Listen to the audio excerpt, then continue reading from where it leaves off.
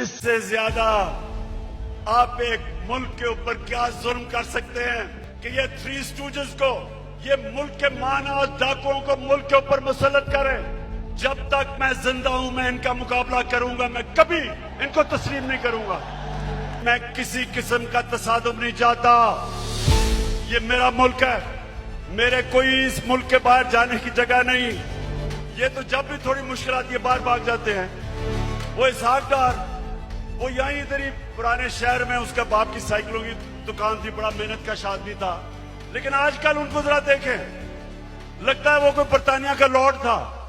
یہ وہ لوگ ہیں جب مشکل پڑتی ہے باہر بھاگ جاتے ہیں۔ ہمارا میرا جینا مرنا پاکستان ہے، ہماری فوج ہے، ہماری پولیس ہے۔ ہماری فوج نے جس طرح کی قربانیاں دی، وہ قربانیاں نہ دیتے تو آج پاکستان کا بھی وہ جو شام اور عراق کا حال ہے وہ ہوتا۔